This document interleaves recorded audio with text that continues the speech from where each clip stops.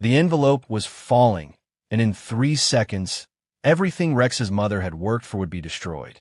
On the wide leather couch that cost more than most families earned in a year, billionaire Elias Corwin lay perfectly still, one arm draped across his chest like a man lost in dreams, eyes closed, breathing slow and measured like he had all the time in the world, because men like him always did. But here's what nobody knew, what the cameras hidden in the crown molding couldn't capture. What would change 3 lives forever in the next 60 seconds? Elias Corwin was not asleep. Not even close, his mind sharp as the edge of a knife waiting to cut through whatever came next, because every single second of this performance mattered more than anything he had ever done in his entire ruthless life. Across the room, frozen like a rabbit that just heard the snap of a twig, 10-year-old Rex stood near the doorway with his thin shoulders pulled so tight they hurt, his worn school backpack sliding off one bony arm. His heart hammering so loud against his ribs, he was absolutely certain the man on that couch could hear it even through the expensive silence. This house felt wrong in ways Rex couldn't explain to anyone. Too big and too quiet and too dangerous, like walking through a museum where one wrong breath could shatter something priceless, and then his mother would lose everything. And this job was everything, literally everything between them and the streets they had barely escaped. Rex swallowed hard and glanced back toward the marble hallway where his mother Nyla was on her knees scrubbing floors that were already clean, 32 years old, but looking 50 in the harsh morning light. Her hands cracked and bleeding from chemicals that stripped away more than dirt. Her back screaming with pain she never mentioned because complaining didn't pay rent or put food on the table or keep the lights on when the bills came due. Inside that study, the air pressed down heavy and thick like something alive was watching, and on the low glass table beside the sleeping billionaire sat a brown leather envelope, fat and careless, its corner hanging over the edge just enough that anyone with eyes could see it was stuffed with cash, more cash than Rex had ever seen outside a movie screen. What Rex didn't know, what his mother working herself to death in the hallway didn't know, what nobody in this Cole mansion knew was that Elias Corwin had placed that money there on purpose, had watched Nyla work for months with her quiet honesty that seemed too pure to survive in a world built on taking whatever you could grab, had studied her like a lab experiment because he believed everyone broke eventually. Everyone slipped when the pressure got high enough and the stakes got real enough.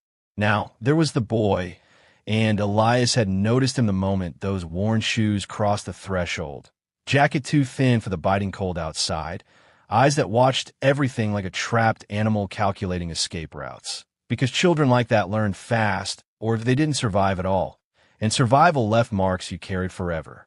Rex took one careful step forward, every movement feeling like it echoed through the entire universe, and Elias slowed his breathing even more, dropping deeper into his performance, because this was the test that mattered. This was the moment that would prove what he had always believed about people, when nobody was watching and consequences felt far away. Before we continue this story, tell us where in the world you're watching from and what time is right now. Someone near you might be watching too. And don't forget to subscribe to support and appreciate the work we do on this channel. Rex's fingers brushed the leather just as it slipped further. And for one heart-stopping moment, the envelope hung in midair like time itself had frozen to watch what happened next. Because if it hit that floor, the sound would bring security running, and his mother would be blamed, and their one-room apartment with a broken heater would be all they had left by sunset. His hand was shaking so badly he almost dropped it himself, but somehow he caught it, pressed it flat against the cold glass table, careful not to crease it or open it or do anything that might leave evidence of his panic. And the whole time his chest felt like it might explode because the man on the couch could wake up any second and see him and think the worst, and his mother would pay the price she always paid when life decided to test them. Elias Corwin did not move a single muscle, his eyes still closed, his face perfectly relaxed like a man deep in peaceful sleep, but inside his mind was racing because this was not what he expected. Not at all, because most people when they touched money that wasn't theirs either grabbed it fast or froze completely. But this boy had done something different, something that made Elias's heart beat faster despite himself.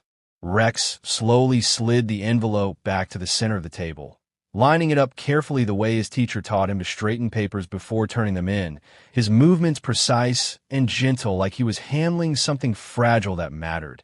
And then he pulled his hand back like the money might burn him if he touched it 1 second longer. That should have been the end of it, should have been the moment Rex turned and walked away and never looked back. But as he stepped toward the door, something else caught his eye that changed everything. The billionaire's expensive jacket had slipped off the arm of the couch, one sleeve dragging on the floor, the fabric heavy and warm, and clearly worth more than everything Rex's family owned combined. And even through his thin hoodie, Rex could feel how cold the room was, how the air conditioning was set so low it felt like punishment. He stopped walking and stood there torn between two impossible choices, his mind screaming at him to leave right now, before someone saw him, before his mother got blamed for letting him wander where he didn't belong. But his eyes kept going back to the man's bare wrist, pale and still and exposed to the freezing air. Rex remembered last winter when the heater broke and his mother had covered him with her only blanket and slept in her coat for 3 nights straight without saying a single word about being cold. Remember how she always put him first no matter what it cost her.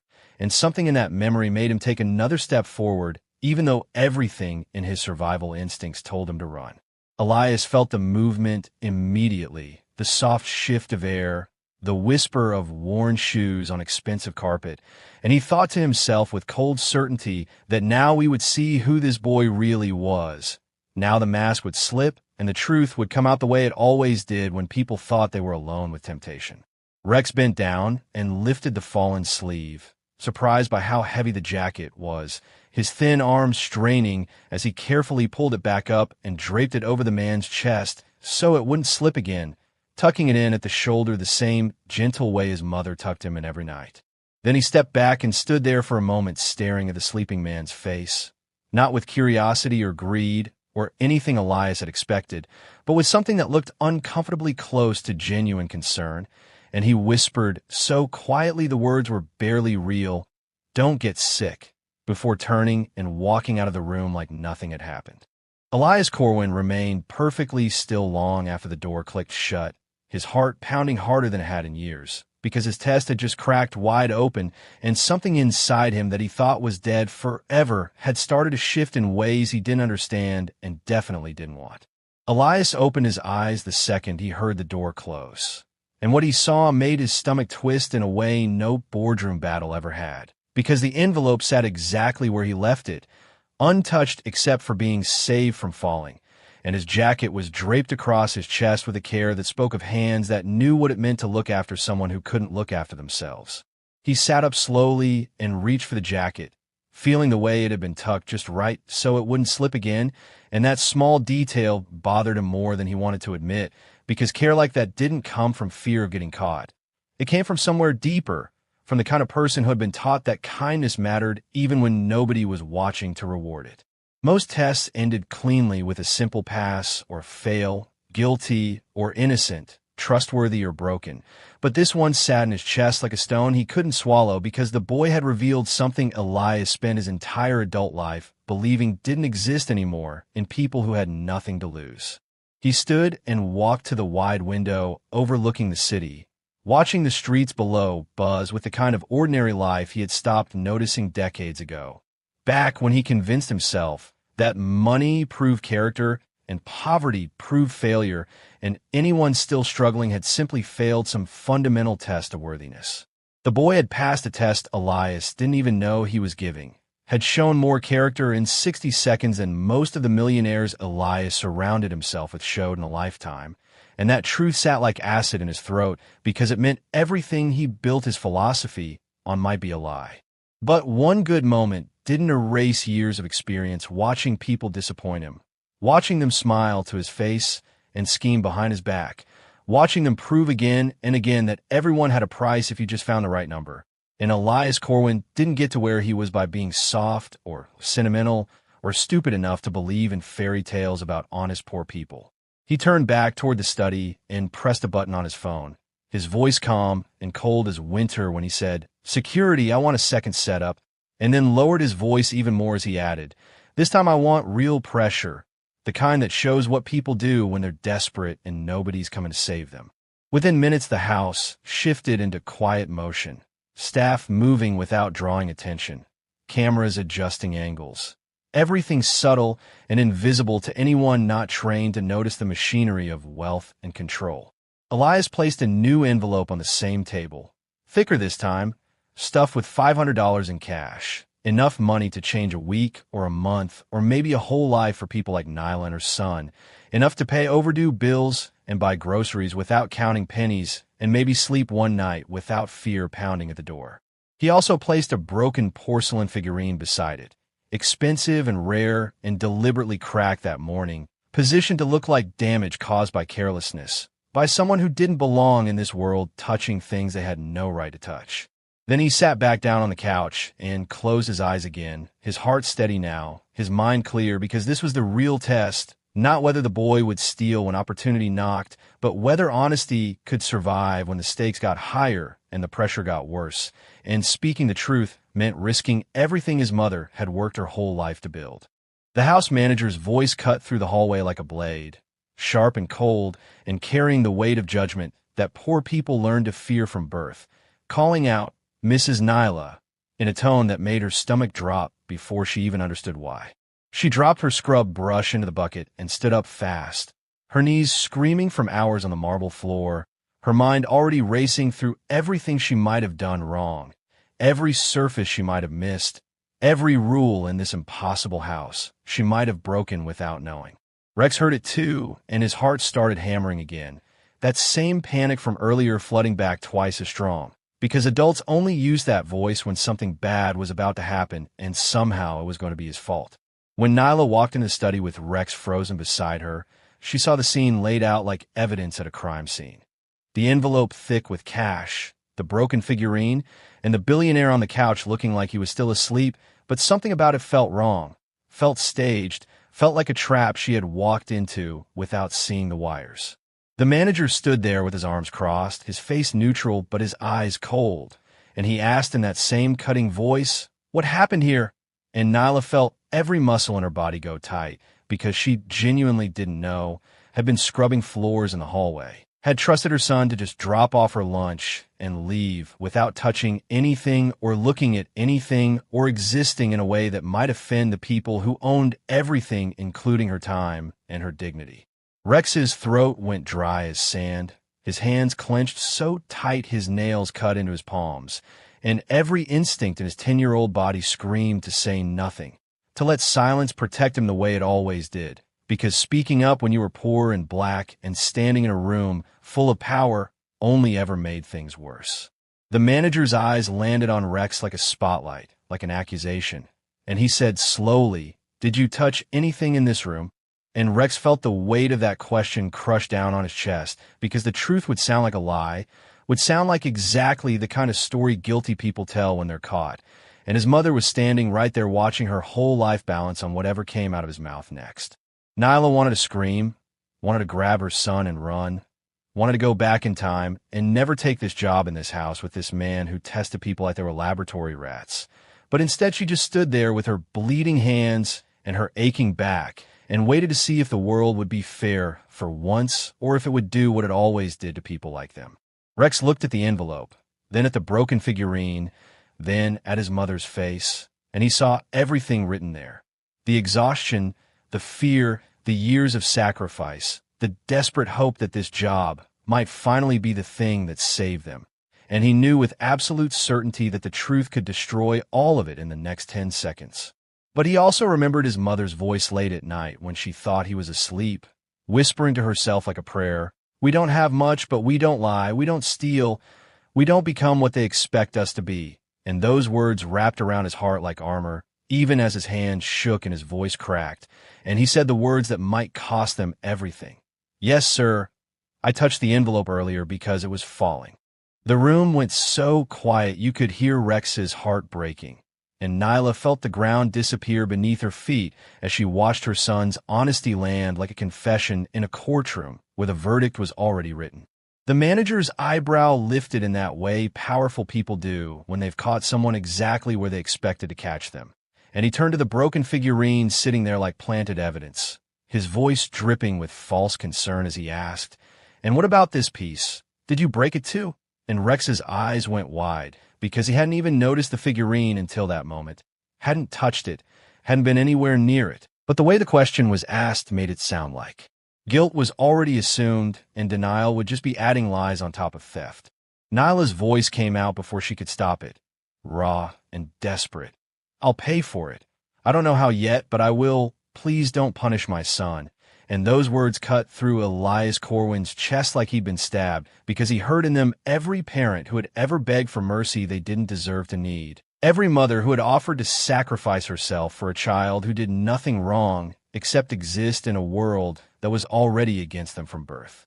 The manager started to respond, but then something happened that nobody in that room expected. Elias Corwin opened his eyes, not gradually like someone waking from sleep, but instantly like he'd been awake the whole time, watching and listening and judging. And the weight of that realization hit Nyla and Rex like a physical blow, because it meant everything that just happened was deliberate, was planned, was a trap they had walked into without even knowing they were being hunted. Elias sat up slowly, his eyes moving from Rex to Nyla to the envelope to the figurine. And when he finally spoke, his voice was quiet, but it carried the kind of authority that made everyone in the room stop breathing. "I heard everything," he said, and those 3 words hung in the air like a death sentence, because they meant he knew Rex had touched the money, had been alone with temptation, had every opportunity to take what wasn't his and disappear into a life where $500 could change everything. The manager straightened, ready to escort them out, ready to call security, ready to do whatever billionaires did to people who failed their tests. But Elias held up one hand, and the whole room froze, because when men with that much power moved, everyone else had to wait and see which direction the storm would blow. Rex stood there trembling, still clutching his backpack strap, his toy car pressing against his side through the thin fabric. And he looked up at the billionaire with eyes that had seen too much disappointment to hope for fairness, but still held on to dignity, because his mother had taught him that dignity was the one thing nobody could take unless you gave it away. Elias leaned forward, his elbows on his knees, and he looked directly at Rex with an intensity that made the boy feel like he was being seen for the first time in his entire life. Really seen, not as a poor kid or a potential thief or a problem to be solved, but as a human being whose choices mattered. And Elias said softly, "You could have stayed silent, you could have protected yourself. You could have let your mother take the blame, or played dumb, or done any of the 1,000 things people do. When the truth costs too much." And then he paused, and in that pause the entire future hung waiting to be decided before he finished. "But you didn't, and that changes everything." If you are enjoying the story, kindly take a moment and support the channel by subscribing. That means the world to us. Elias stood up so suddenly that Nyla actually flinched backward, her body remembering every time authority had moved in her direction and brought nothing but pain. And for one terrible second, she thought this was it. The moment where they would be escorted out with security watching and neighbors whispering, and her son learning that honesty was just another word for stupid in a world that rewarded lies. But instead of calling security or pointing to the door or doing any of the things rich men did when poor people disappointed them, Elias walked to the table and picked up the envelope, and Rex's stomach dropped straight through the floor, because he knew what came next, knew that the man was about to wave that money around as proof of something, as evidence that Rex had wanted it or touched it or thought about taking it even if he hadn't actually done it. Elias opened the envelope and pulled out the 5 crisp $100 bills, each one representing more money than Rex had ever held in his entire life, more than his mother made in a week of scrubbing floors until her hands bled. And Nyla felt something hot and angry rise in her chest, because her life wasn't an experiment. Her son wasn't a laboratory rat. And these games that rich people played with other people's survival weren't entertainment, no matter how Elias tried to dress them up as lessons. Then Elias did something that shattered every expectation in that room. He placed the money back in the envelope and slid it across the table toward Rex, his voice steady and clear when he said, "This money is yours now." And Nyla's head snapped up so fast her neck cracked, her mouth opening to refuse before her brain could even process what was happening, because taking money from men like this always came with strings attached, always came with prices you didn't see until it was too late to give it back. Elias raised his hand gently, stopping her protest before it could form into words, and he said, I know what you're thinking. I know you've learned not to trust gifts from people with power, and you're right to be careful." And then he crouched down in front of Rex, bringing himself to eye level with the boy in a way that powerful men almost never did. And he continued, "But I want to be very clear about why this money is yours and what it means." Rex stared at the envelope like it might explode, or disappear, or turn into something that would hurt his mother, his hands staying firmly at his sides because everything in his 10 years of life had taught him that things that seemed too good were usually traps disguised as blessings. Elias's voice dropped lower, more intimate, like he was sharing a secret that hurt to say out loud. "You told the truth when lying would have been safer, when silence would have protected you, when every single instinct you had must have been screaming to save yourself and your mother by just keeping your mouth shut. And that choice cost something real, something that can't be measured or replaced. And this money doesn't erase that cost or pay you back for it, because nothing can, but it acknowledges that doing the right thing when it hurts is worth something in this world, has to be worth something, or else what's the point of any of us trying to be better than our worst impulses?" Rex still didn't touch the envelope, and that one small act of resistance told Elias more about the damage poverty does to trust than any research study or statistic ever could. Because this child had been taught through lived experience that gifts from powerful people were just delayed punishments, that kindness was a setup for cruelty, and that accepting help meant giving someone else control over your life in ways you couldn't predict or escape. Nyla's eyes burned with tears she refused to let fall, because crying in front of rich people felt like giving them something they didn't deserve, like admitting defeat. But her voice came out thick and shaking when she asked the question that had been clawing at her throat since Elias opened his eyes. "Sir, if I take this money, will my son owe you something later? Will we be trapped here? Will you hold this over us when we make a mistake or disappoint you, or just exist in a way that stops being interesting to you?" Elias felt those words land like punches because they revealed a truth he had been avoiding his whole adult life. That his tests and games and performances weren't just measuring character. They were traumatizing people who were already struggling, turning acts of survival into moral experiments, making the desperate prove they deserved basic dignity before he would acknowledge their humanity. He stood up slowly and turned toward the window, his back to them, and for a long moment nobody moved or spoke because they were all waiting to see if he would finally tell them the truth or keep playing whatever game this was. And in that silence, Rex reached in his backpack and pulled out something that made Nyla's heart stop completely. The red toy car sat in Rex's small hands, its paint chipped and faded. One was sitting crooked from years of being loved harder than it was built to withstand, and Rex held it out toward Elias with both hands like an offering or a prayer, his voice barely above a whisper when he said, "This was my dad's. He gave it to me before he got sick and died. And it's the only thing I have from him that proves he was real and loved me and wanted me to remember him." The room seemed to tilt sideways, and Nyla wanted to scream at her son to take it back, to keep that one precious piece of his father safe from this man who tested everything and trusted nothing.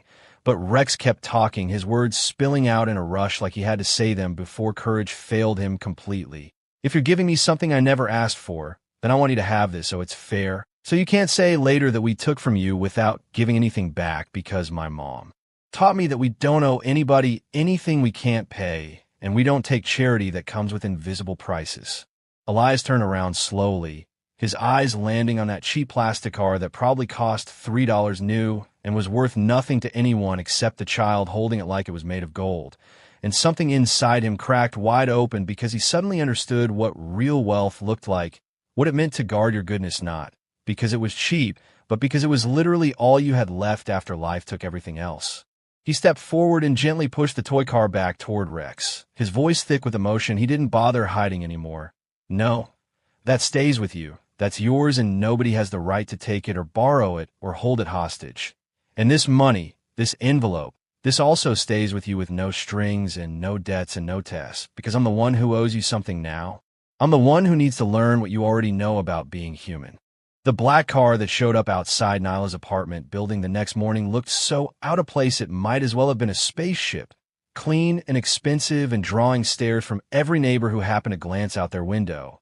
And Nyla stood there with Rex's hand in hers, feeling that old familiar panic rise in her throat, because this was exactly how things went wrong. Exactly how you got your hopes up and then got them crushed by people who saw your life as a story they could rewrite whenever they got bored. She had barely slept, spent the whole night staring at that envelope of money sitting on her kitchen counter like it might disappear if she blinked, kept replaying Elias's words in her head, trying to find the trap she knew had to be there, because men like him didn't just give away money and change their entire worldview, because one poor kid acted decent for 5 minutes in a room full of cameras. Rex wore his cleanest shirt, the one reserved for school picture day and church if they ever had time to go, and he clutched that red toy car in his pocket like a talisman against whatever was coming next. And when Nyla knelt down in front of him, she made him look her in the eyes while she said, "Remember, you stay close to me. You don't touch anything unless someone tells you it's okay.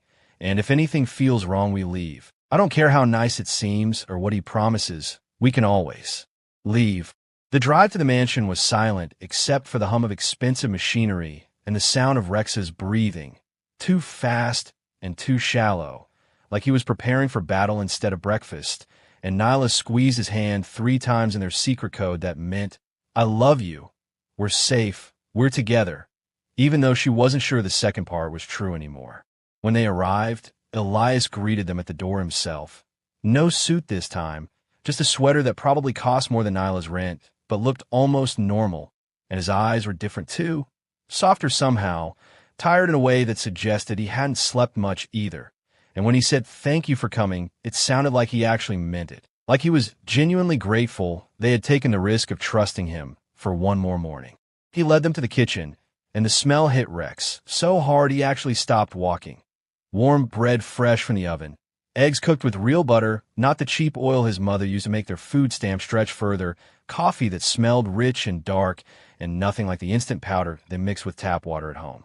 Nyla hadn't eaten a real breakfast, the kind where you sat down and took your time and didn't have to rush to a second job or worry about whether there would be food tomorrow, in more years than she could remember. And something about that realization made her want to cry and scream at the same time, because this was what normal people did every single day and never thought twice about while she was rationing crackers and praying the electricity wouldn't get shut off.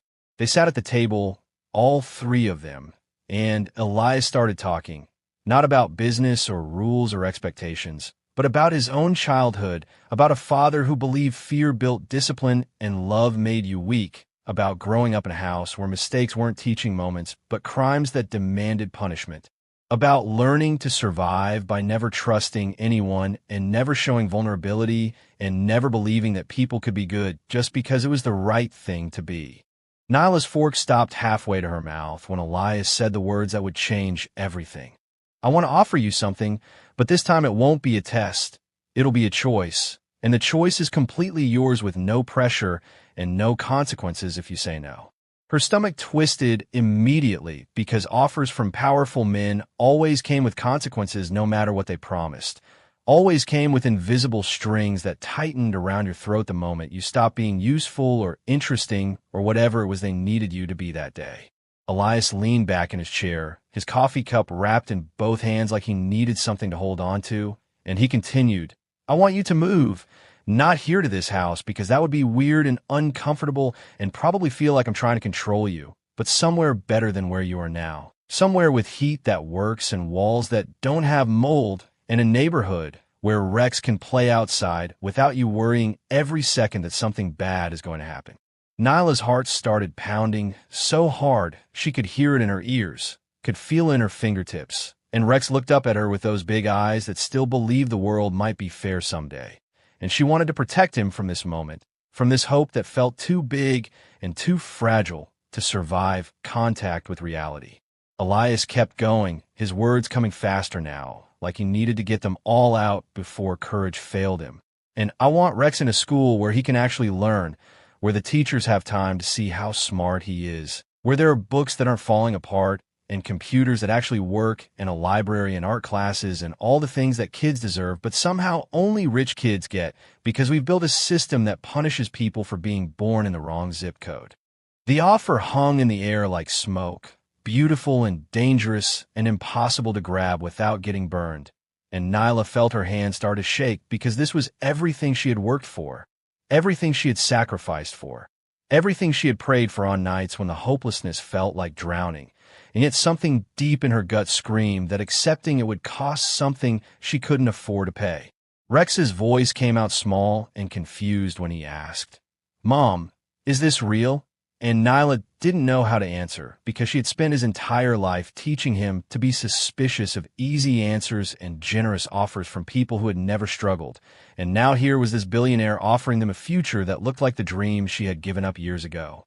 Elias must have seen the war happening on her face because he said quietly, "I know you're thinking about the cost, about what I'll want in return, about what happens when I get bored or disappointed, or when you inevitably do something that reminds me you're human and not some perfect, grateful charity case I can point to when I want to feel good about myself."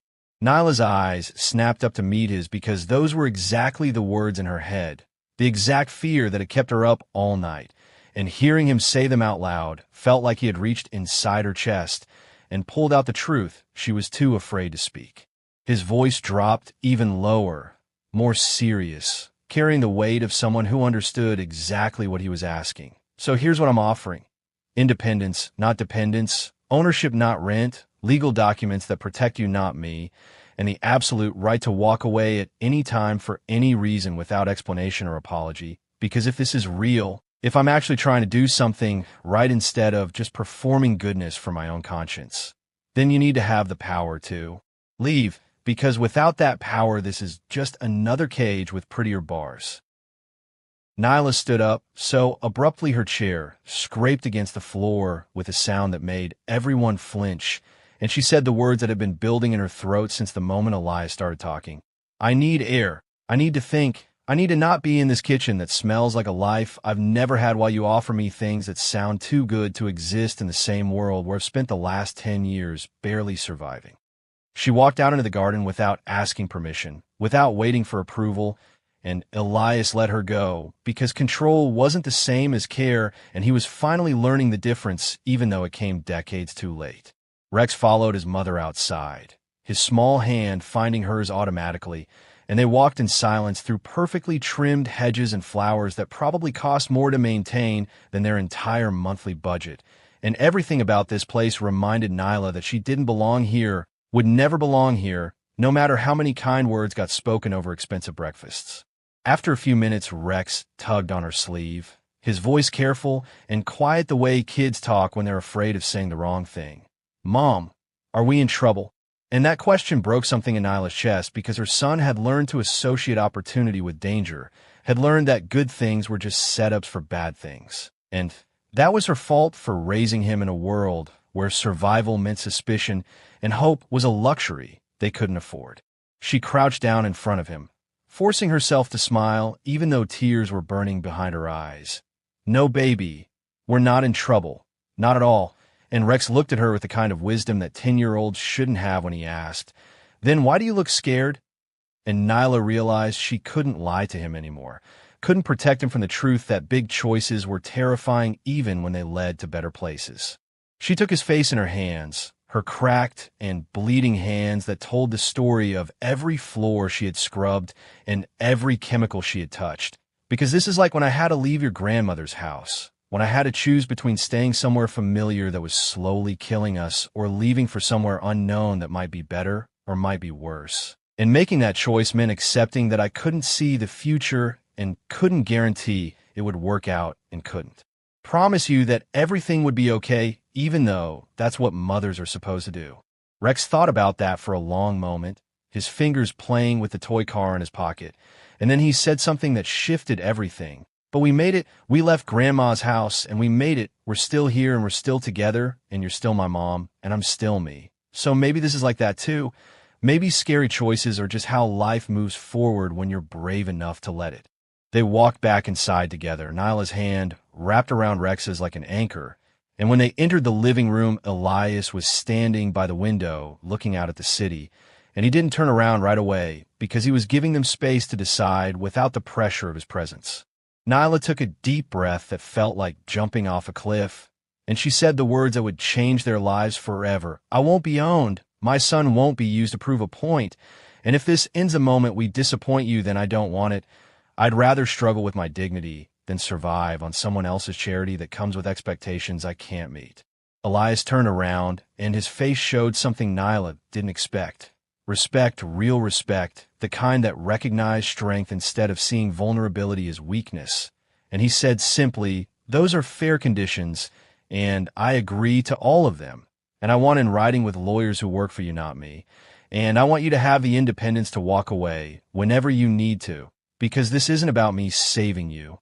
This is about me trying to learn from you what it means to be human in a way that my money never taught me." The knock on the door of their new apartment came exactly 3 weeks after they moved in.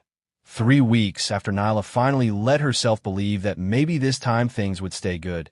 3 weeks after Rex started smiling at breakfast without that haunted look in his eyes, and the sound of those 3 firm knocks shattered the fragile peace they had built like glass hitting concrete. Nyla's entire body went cold because nobody ever knocked like that with good news. Nobody ever used that particular rhythm unless they were bringing trouble, and she had heard that knock before in a dozen different apartments when landlords came for overdue rent, or social workers came to ask questions about why Rex missed school, or bill collectors came to remind her that poverty was a debt that never stopped collecting interest. Rex looked up from his homework, his pencil frozen mid-word, and he saw the fear flash across his mother's face before she could hide it, and he knew without asking that whoever was on the other side of that door was about to change things again, because that was how life worked when you were people like them. You never got to keep good things for long before something came to take them away. Nyla wiped her hands on a towel, even though they weren't wet, just giving herself something to do while her mind raced through possibilities, and she walked to the door with that same careful walk she used when approaching sleeping dogs or angry bosses. And when she opened it, her breath caught so hard in her throat, she almost choked. Marcus Hale stood there looking older than she remembered, thinner than he should be, his eyes carrying that same dangerous mix of charm and desperation that had fooled her once into believing in something that turned out to be smoke. And when he said, "Hey, New York, I heard about the kid," in that soft voice that used to make her heart race, all she felt now was rage mixed with fear, mixed with something close to grief for the girl she used to be who thought love could fix broken men. Rex appeared beside her before she could stop him, his small body pressed against her side, and he stared at the stranger in the doorway with the kind of intensity that came from knowing this moment mattered in ways he couldn't fully understand yet. And Marcus's eyes went straight to his son with a look that was equal parts wonder and shame, like he was seeing proof of something he had tried to forget existed. Nyla stepped outside and pulled the door closed behind her, putting her body between Marcus and Rex, even though the barrier was symbolic more than real, and her voice came out harder than she meant it to when she said, "You can't just show up here. You don't get to walk back into our lives after disappearing for years, after choosing drugs over your family, after leaving me pregnant and alone and terrified while you chased whatever mattered more than the son you helped create." Marcus held up his hands in surrender, his face showing pain that might have been real or might have been another performance. She couldn't tell anymore and didn't care. I know I don't deserve anything from you, but I had to see him. I had to see the boy I left behind because I'm clean now, been clean for 8 months, got a job at the warehouse and a room at a halfway house. And I'm not asking to be his father or your partner or anything that would require you to trust me. I just need to know he's okay. Need to see with my own eyes that he grew up better than I did. Need something to hold on to when the cravings get bad and I start thinking nothing I do matters anyway. The phone rang before sunrise, sharp and sudden, and Nyla knew in her bones that whatever peace they had borrowed was over, because bad news never waited for daylight. And when she answered and heard Marcus's voice shaking on the other end, her knees nearly gave way as he said he needed to see Rex today. Not soon, not someday, but now. And that urgency hit her like a door slammed shut on her chest, because she had spent years holding her life together by keeping certain doors locked. She ended the call with steady words she did not feel and turned to find Elias standing in the hallway, already awake, already alert, his presence calm but heavy, as if he understood that some storms announced themselves quietly. And when she told him Marcus wanted to meet Rex, Elias did not offer advice, did not offer money. He only said, "This won't disappear if you ignore it." And those words landed harder than any threat because she knew he was right. Rex appeared then, barefoot, clutching his toy car, eyes searching her face, and when she told him the truth, that his father wanted to see him, He did not cry or smile. He only nodded like a child who had learned early that wanting something did not mean it was safe, and that silence scared her more than anger ever could. They met Marcus at a small park where the air smelled of wet grass and old memories. And the moment Rex saw him standing there, thinner and older and unsure of where to put his hands, something fragile cracked open. Because absence has a face when it finally returns. And Marcus knelt without being asked, his voice low, his eyes wet, as Rex held out the toy car like an offering and a shield at the same time, and when Marcus touched it, just lightly, Nyla felt years of buried pain rise up and threatened to drown her. Elias stayed back, watching, not interfering, understanding that this was not his battle to fight, only his to protect if it went wrong. And as Marcus spoke about sickness and fear and running away, his words did not erase the past, but they filled the silence it had left behind, and Rex listened the way only children do, fully, dangerously open, until he asked the one thing Nyla had prayed he wouldn't, whether his father had left because of him. And the park went still as Marcus answered with a broken voice that some people leave because they are weak, not because they don't love, and that truth hurt more than lies ever could. When it was over, Rex did not run into his arms or turn away. He simply stepped back beside his mother. And that choice told Nyla everything, because love does not rush back into places where trust was abandoned. It walks slowly, if at all. And as they left, Elias finally spoke, quietly, saying this was not a test and never would be, but a reckoning. And Nyla understood then that the past does not knock to be forgiven. It knocks to be faced, and whether it healed them or broke them would depend on what they chose to do next, not on who they used to be. Marcus showed up unannounced that evening, rain dripping from his jacket onto the clean floor, and the sound of the door closing behind him felt louder than thunder, because sudden arrivals always meant danger to people who had learned to survive by controlling every detail. And Nyla felt her chest tighten as Rex froze near the table, his toy car clutched so hard his knuckles turned pale. Marcus didn't step forward, didn't reach out, didn't ask for forgiveness. He just stood there like a man, afraid his past might bite him if he moved too fast. And that restraint confused Nyla more than excuses ever could, because the Marcus she remembered always talked his way out of consequences. "I didn't come to stay long," he said, voice low and careful. "I came to keep a promise." And before she could ask what promise he meant, a knock echoed from the hallway again, sharp and official, sending a jolt through her spine. Elias appeared at the doorway moments later, calm but alert, followed by a man in a pressed jacket holding a slim folder, the kind of folder that carried decisions people never recovered from. And when the man introduced himself as a legal representative, Nyla's breath caught, because nothing good ever followed those words. The folder opened on the table, papers sliding out like quiet threats, and the word custody sat there in bold letters, heavy enough to bend the air, as Rex stared at it without understanding the language, but fully understanding the fear. Marcus swallowed hard and admitted he had filed to be recognized. Not to take Rex away, he said, but to stop being erased from his life. And Nyla felt anger rise, so fast it scared her, because some choices, even honest ones, reopened wounds that never healed. Elias didn't interrupt, didn't dominate the room. He simply watched Rex, because the child's reaction mattered more than any signature. And Rex stood very still, his eyes moving from his mother to his father to the man who owned the walls around them. And in that silence, years of teaching pressed down on him. "If I choose wrong," Rex said quietly, "will someone leave again?" And that single question broke something open in all of them, because every adult in the room carried the weight of leaving or being left. Nyla knelt beside her son, her voice steady but raw as she told him that love was not a competition and that loyalty was not proven by choosing sides. And Marcus nodded, accepting the boundary without arguing, which shocked her more than defiance would have. Elias finally spoke then, not as a billionaire, not as a judge, but as a witness, saying that trust did not grow through pressure or paperwork. It grew through presence and patience, and that whatever happened next would be shaped by how the adults behaved when fear showed up.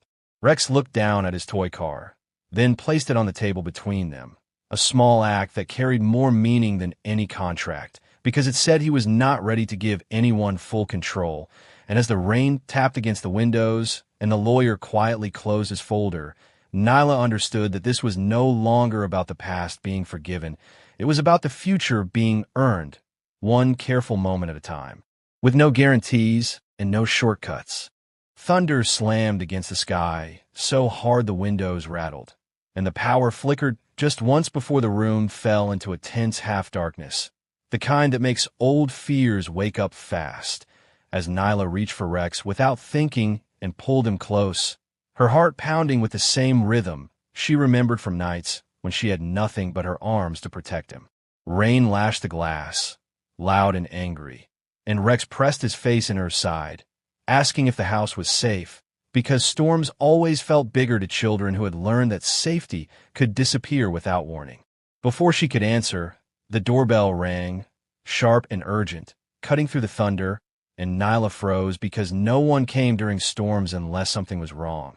And when she opened the door to find Marcus soaked to the skin, breathless and shaken, her first instinct was to shut it again and pretend the past couldn't follow them inside. "I needed to see him," Marcus said quickly, rain dripping onto the floor. I felt like something bad was coming, and that sentence landed heavier than the storm outside because fear has a way of sensing when change is near. Elias appeared behind her, calm and steady, and simply nodded, letting Marcus in without a word, because even he understood that some moments demanded presence, not control. The storm grew louder as Marcus stepped inside, the air thick with tension and wet clothes, and Rex stood a few steps back, watching his father like he might vanish if looked at too long, until a sudden crash of thunder made him flinch and drop his toy car, the small sound echoing far too loudly in the quiet room. Marcus moved without thinking, bending to pick it up and handing it back gently. And that simple act, so small and ordinary, pulled something tight loose inside Nyla's chest, because protection is often revealed in moments people don't plan. The lights flickered again, then went out completely, plunging them into darkness broken only by lightning. And Nyla felt the old panic rise, the memory of nights when storms meant leaks, cold floors, and fear of what morning would bring. Elias lit a lantern and set on the table, the soft glow casting long shadows that made everyone look more honest, more exposed. And in that quiet circle of light, Marcus spoke without excuses, admitting he'd been scared his whole life, scared of failing, scared of staying, and that fear had cost him the people who mattered most. Rex listened closely, his face serious, and asked if fear ever goes away, and Elias answered softly that it doesn't. But you learn who you want to be when it shows up. The storm raged on outside, but inside the room, something shifted because Nyla realized this was not about weather or timing. It was about whether they could stand together when things fell out of control. And as thunder rolled one last time and began to fade, she understood that storms did not always come to destroy. Sometimes they came to force people to face what they had been avoiding. And whether they grew stronger or broke apart would depend on what they chose to do once the noise stopped. The scream cut through the house before anyone understood what was wrong. And by the time Nyla turned, Rex was already slipping on the wet floor, his toy car skidding out of his hand as his body hit the ground with a sound that froze every adult in the room. Marcus lunged first, his heart slamming so hard it felt like punishment, while Nyla dropped to her knees, her breath trapped in her chest as she called her son's name and waited for him to answer, because silence after a fall is the longest sound a parent ever hears. Rex cried out at last, not from pain, but from fear, and that sound shattered the careful balance they had been building, because fear always drags old guilt and regret back into the light. The cause became clear in seconds, water pooling from a leaking ceiling after the storm, spreading quietly across the floor like a trap no one had noticed, and Elias cursed under his breath, not at the damage, but at himself, because control means nothing when small things go unseen. Marcus lifted Rex carefully, checking his arms and legs with shaking hands, apologizing over and over, even though none of it was his fault, because parents often blame themselves for accidents they cannot prevent. Nyla held Rex's face, forcing him to look at her, asking if he was hurt, if anything felt wrong. And when he shook his head, clinging to her, she felt her knees nearly give out from relief. But the moment did not pass cleanly, because accidents leave behind questions, and questions demand answers, and Rex's voice trembled as he asked if he had done something wrong, if being clumsy meant he wasn't careful enough to stay. That question landed like a blade, because adults knew the truth children were only beginning to learn, that safety is not earned by perfection, and Nyla pulled him close, telling him that falling did not mean failing. Not in this house, not in life. Elias ordered towels, lights, repairs, his voice steady, but his eyes stayed on Rex because this was the part of responsibility money could not fix, and Marcus stood nearby, soaked and shaken, realizing that loving a child meant living with fear every single day and choosing not to run anyway. When the floor was dried and the house quieted again, the consequences lingered, not in broken bones, but in shaken trust, and Nyla saw it clearly, how one small accident had reminded them all that comfort could disappear in seconds, and that protecting a child required more than good intentions. Rex finally picked up his toy car, holding it tight, and said he was scared it could all go away. The house, the peace, the people, and Nyla answered with a promise she intended to keep, that they would face mistakes together, not hide from them. And as Marcus nodded and Elias watched in silence, they all understood that the real consequence was not the fall itself, but the choice that followed, whether to pull apart in fear or stand closer, knowing that life would always find new ways to test what they were trying to build. The envelope appeared on the kitchen counter like a threat, thin and silent, but heavy enough to make Nyla's hands shake the moment she touched it, because she knew she had not seen it there an hour earlier, and in a life shaped by survival, unexpected messages were never kind. Rex hovered close, sensing the tension, his toy car tucked under his arm as she opened it and found a single photograph slide out onto the counter, the image so sharp it stole the breath from her lungs before she even understood why. It showed Elias years younger, standing beside a small boy with the same eyes, the same tight smile, and the realization hit her hard enough to make her grip the counter, because this was not just a memory, it was a wound that had been hidden on purpose. The note that followed was brief and cruel in its calm, saying only that some truths never stay buried and that the past always collects its debts. And as Rex asked whether it was bad news, Nyla forced a steady voice and said it was important news, which was sometimes worse. Elias arrived moments later, drawn by instinct more than sound, and when he saw the photograph, something drained from his face, the kind of color that leaves when a man realizes his worst fear has been dragged into the light. He did not deny it, did not stall. He only sat down slowly and said the boy was his younger brother, lost years ago in ways that never made headlines, and that everything he had built since then was shaped by that loss. Rex listened quietly as Elias explained that his brother had trusted the wrong people, had taken a risk meant to help the family, and had paid for it in ways Elias could never undo, and that guilt had taught him to measure people, to test them, because believing blindly had once cost him everything. Nyla felt anger rise, not sharp, but heavy, because understanding someone's pain did not erase the damage it caused, especially when that pain had turned her son into a silent experiment. Rex surprised them both by asking whether Elias was scared all the time, and Elias answered honestly that fear never really left.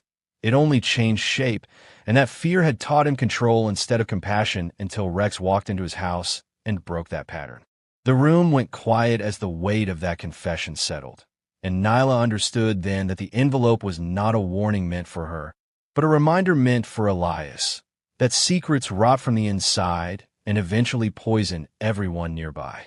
Rex stepped forward and placed his toy car beside the photograph, saying that his father had been gone too, but that hiding did not bring people back, and those words struck deeper than any accusation, because they came without anger.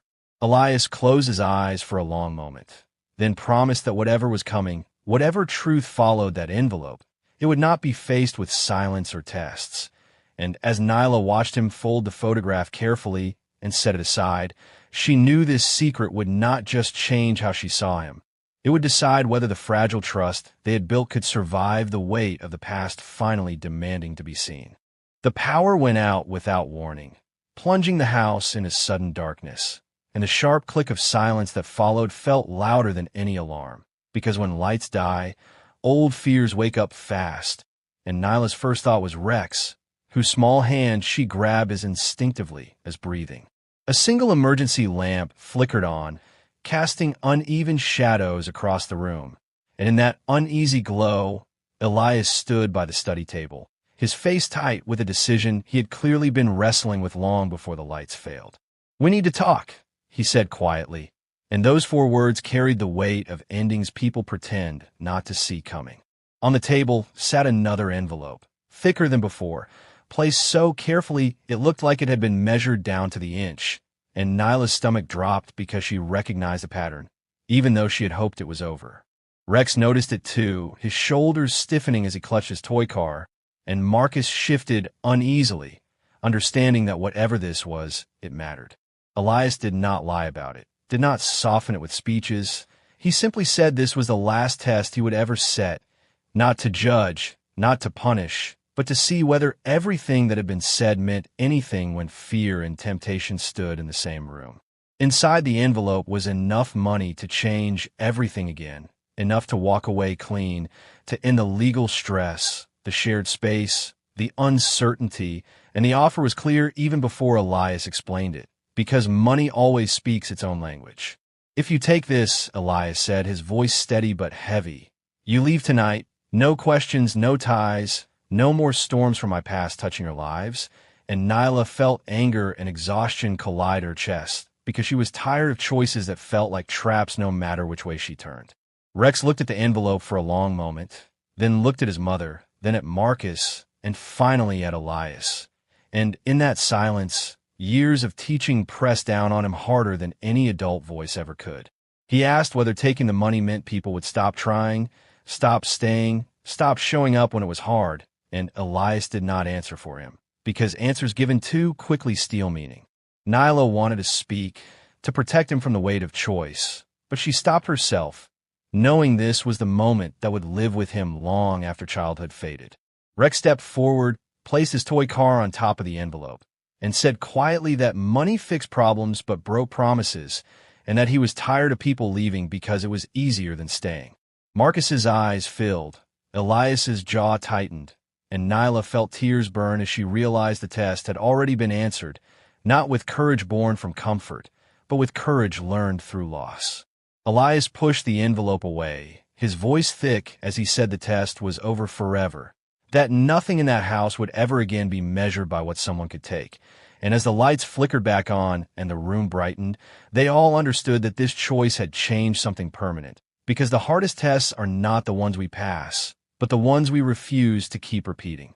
The folder hit the table harder than it needed to, and the sound made Rex flinch like a door had slammed on his chest, because paper should not sound that heavy unless it carried the power to take something away, and Nyla knew that before she even opened it, before the lawyer's careful voice finished explaining that there was a formal request now, a real one, signed and filed, asking the court to reconsider custody, because Marcus wanted partial rights, scheduled days, a voice that would count. And in that instant the room filled with a fear Nyla recognized too well, the fear of losing control after surviving too much, while Rex stared at the pages like they might suddenly explain themselves, like words could soften if you looked at them long enough. And Marcus stood frozen near the door, his face tight, torn between hope and shame, because this was the part where love and damage sat in the same chair, and neither wanted to move. Nyla read every line with hands that shook despite her effort to stay steady, seeing proof of Marcus's job, his clean records, his promises wrapped in legal language, and she felt anger rise not because he wanted his son, but because the past did not get erased just because it learned new words, and Rex finally whispered, barely audible, asking if this meant he had done something wrong, which broke her faster than any threat ever could, because no child should carry the weight of adult mistakes.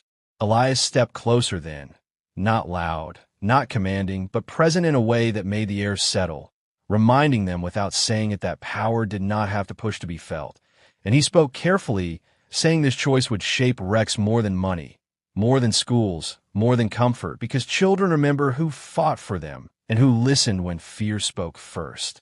Marcus dropped to one knee, his voice rough, admitting he had failed before, that leaving had been easier than staying, but that staying was the only thing that mattered now. And Nyla watched him closely, searching for excuses, finding none. Only effort that came late, but came honestly. And Rex clutched his toy car so hard his knuckles went white, because that small piece of metal had survived loss, absence, and silence. And now it sat between three adults who all wanted him for different reasons that somehow felt the same. He asked one simple thing then, not choosing sides, not naming winners, just saying he wanted all of them, because love did not make sense to him as a courtroom argument, and the room went quiet in a way that scared everyone, because compromise is harder than refusal, and sharing a child means sharing fear, trust, and responsibility every single day. Nyla closed her eyes, breathing through the ache, realizing that protecting her son no longer meant standing alone, and Elias watched with a look that said this was the test no money could pass for them. Only truth could, because when loyalties collide, the strongest ones are revealed not by force, but by who is willing to stay when staying costs the most. The fire alarm screamed so suddenly that it felt like it tore the room open, a sharp, panic sound that made Nyla's heart leap straight into her throat as smoke crept along the ceiling in thin, hungry lines, and before anyone could think, she grabbed Rex and pulled him close, her arms tied around in the way they had been so many times before when danger came without warning. Rex's toy car slipped from his hand and clattered to the floor, the small sound swallowed by the alarm. But his fear was louder, because fear always was, and he clung to her shirt, asking what was happening while the lights flickered like they could not decide whether to stay or run. Marcus was already moving, faster than Nyla expected, his voice cutting through the noise as he pointed toward the kitchen, shouting that the wiring had sparked, that something was burning behind the wall, and Nyla smelled it then, that sharp, choking scent that meant things were already out of control. She moved on instinct, grabbing a towel, soaking it under the sink, pressing it over Rex's mouth as she guided him toward the hallway, her mind racing through exits, through old memories of nights when she had no help and no backup, just fear and responsibility fighting inside her chest. Elias appeared behind them, calm but urgent, directing them away from the smoke, his voice steady in a way that anchored the chaos. Because when everything feels like it is breaking, steadiness becomes a kind of courage. The fire spread faster than anyone expected, flames licking up near the cabinets, turning the room into something alive and dangerous. And Marcus grabbed the extinguisher with shaking hands, stepping forward without hesitation, because this was no longer about proving himself with words. This was about action when it mattered most. Rex cried out then, not screaming, just pleading, saying he did not want anyone to leave, saying he wanted them all together. And those words cut deeper than the alarm because they carried years of fear, of absence, of nights spent wondering who would still be there in the morning. Nyla felt tears burn her eyes as she held him, realizing how close they all were to losing everything they had just begun to build, and she watched Marcus fight the flames, coughing, refusing to step back even when smoke wrapped around him, because staying was finally more important than fear.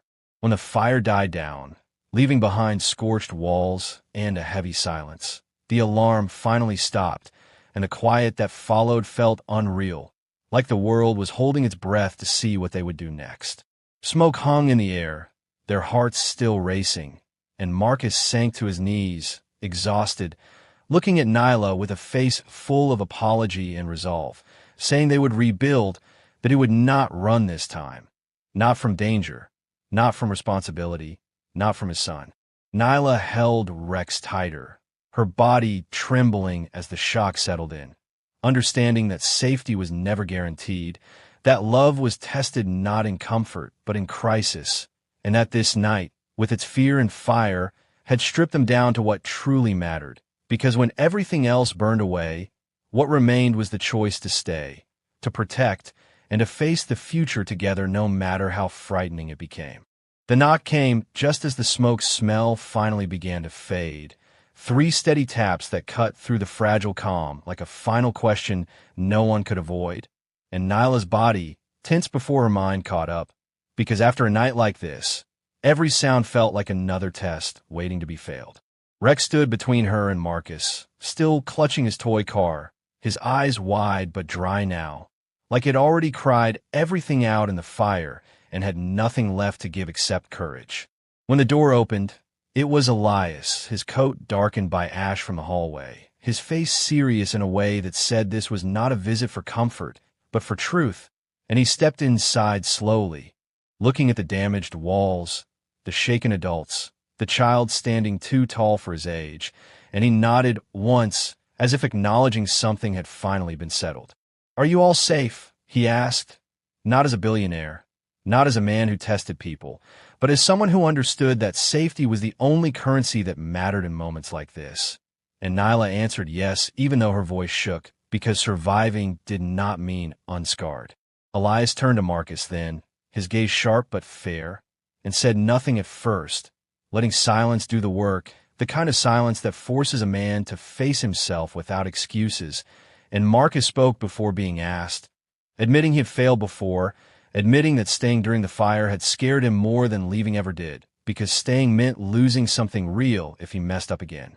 Rex listened closely, his small fingers rubbing the chipped paint of the car, and when Marcus promised he would stay, not just tonight but tomorrow and the days after that, Rex did not smile, did not cheer. He only asked one thing: whether Marcus would still be there when things were boring, when nothing was burning, when no one was watching, because that was when leaving was easiest.